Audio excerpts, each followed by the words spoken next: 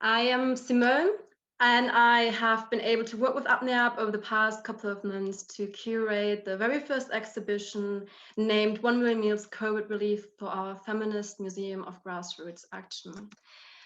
Just a quick background check on APNEAP. APNEAP is a women's rights organization based in both New York and India and working with women and children on the ground in India to prevent intergenerational prostitution.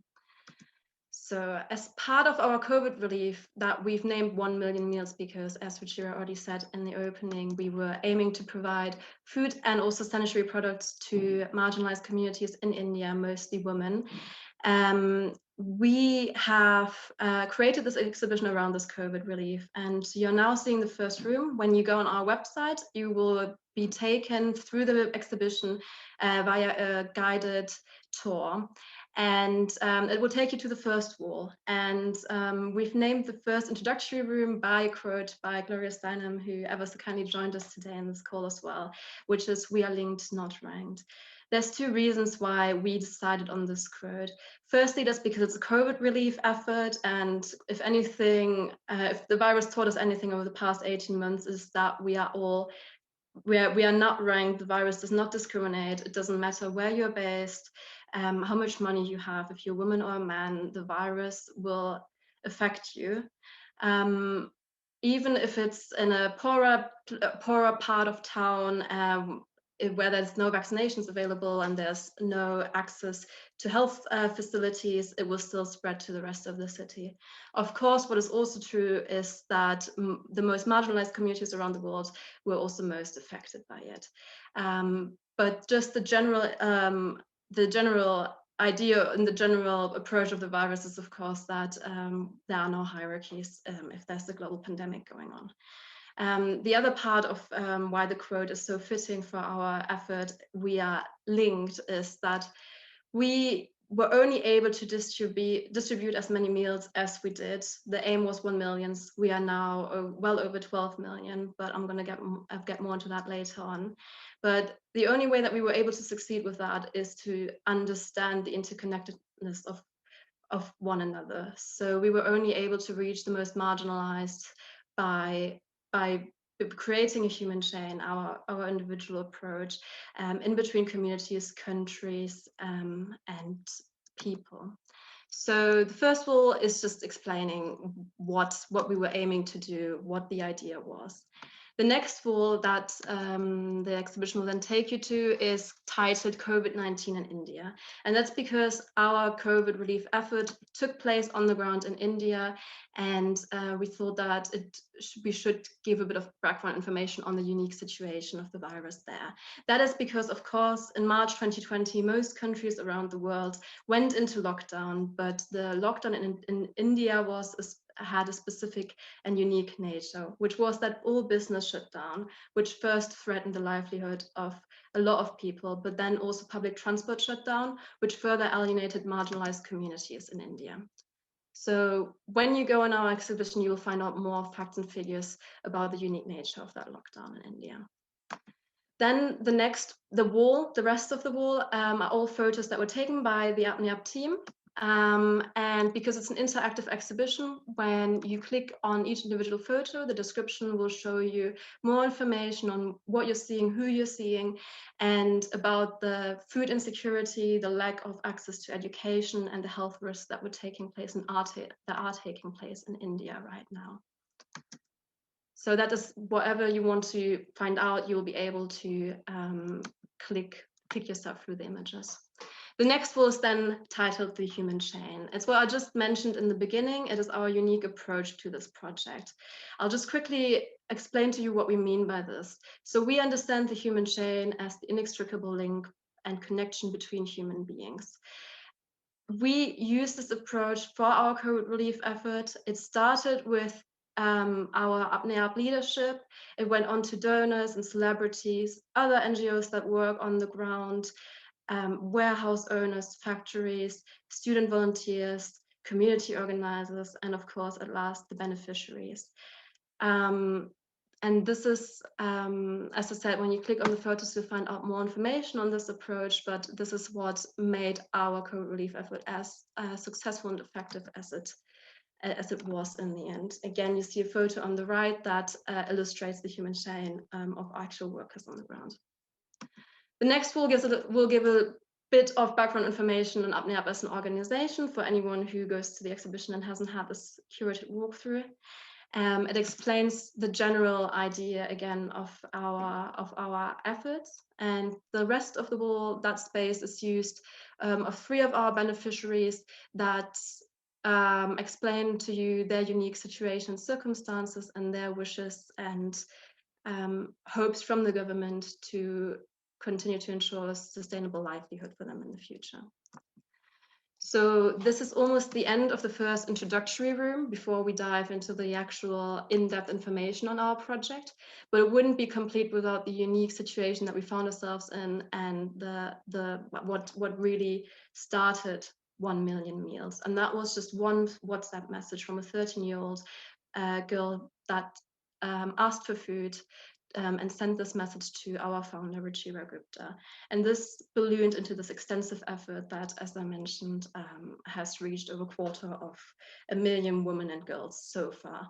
And it was important for me to include this because we all have access to the internet, we all have WhatsApp on our phone to communicate, and I hope that leaves people to wonder what we might be able to do with our resources. At the end of the room, we're just quickly looking at the names that have invested their time into this work so far. Then we entered the second room now, which we named Walking with Purpose. That's because the second room is dedicated to all the information that you might want to have about our COVID relief effort, 1 million meals. It will show you the faces of the people that were part of this human chain. And these faces and these people make sure that every single step they take is filled with purpose. So that's why we thought this was an appropriate name for our exhibition. We'll then slide over to the next wall, which illustrates the human chain. You'll find every single link. You find several photos, the names of the NGOs that have helped us in our efforts, and more information on where they've been active. Again, when you click on the photos, you'll find out more information. We then, of course, end this with our beneficiaries. Again, when you click on the photos, you'll find out who they are, how we reach them, and what we've done for them. And that's the beneficiaries wall. To round up our 1 million meals effort and the information you might need to understand how it all worked, we just come up with another definition, which is the last girl.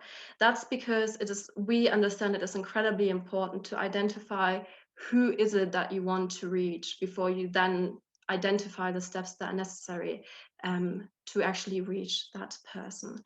And we think that the last girl can, of course, be a 12-year-old girl in a brothel in India, but it can also be a 19-year-old teenage woman shaking at a street corner in Atlanta. And it's usually a girl with multiple marginalizations that prevent her from accessing food, housing, legal protection, and other aid that could create a sustainable and dignified life for this person.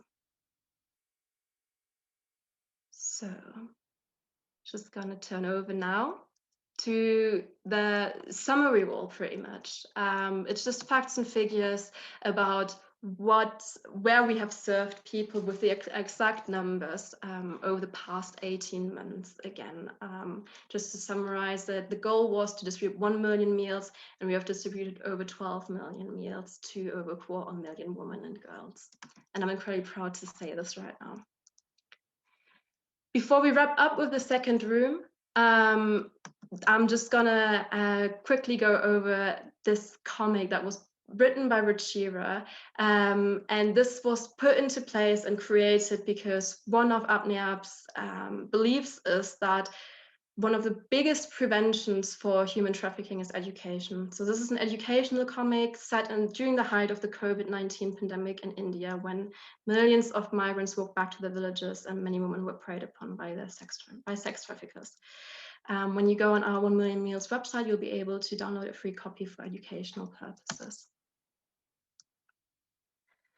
So that was the second room, and we're now about to enter the most, for me, the most inspiring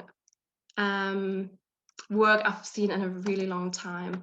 Of course, we wanted to use this museum and this exhibition during the COVID pandemic to make change interactive, but it's of course not just us that have done work on the ground. So we reached out to various women's rights organizations around the world, on different continents, to ask them to share with us what they've been doing during the pandemic for their community. And I can only say that it is not just heartwarming, but dedicated work to the community that really inspires one to do something and look around and see what you can do.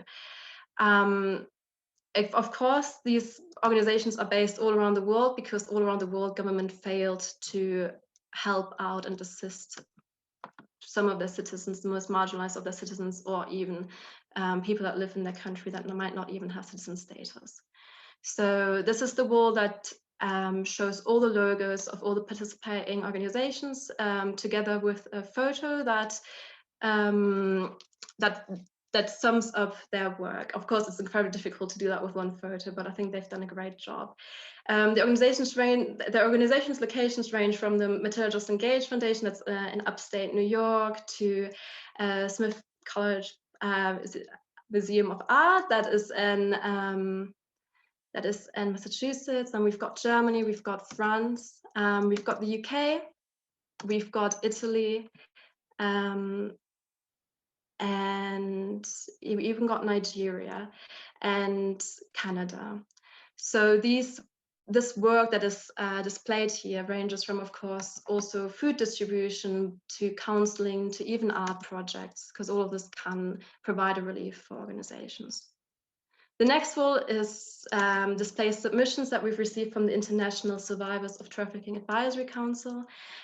It doesn't just offer statements and assessments of the situation of trafficked people during the pandemic, but also they were able to submit various pieces of art and photos and inspiring stories by the council members, who are individuals who've done the individual effort to do what they can do for their community during this hard time.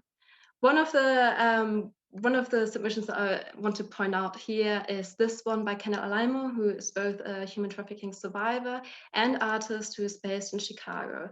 And she created this art piece specifically for this exhibition. And this represents the work that Abne Harp has been doing as bread being handed in between communities. And there's more art by trafficking survivors on the wall.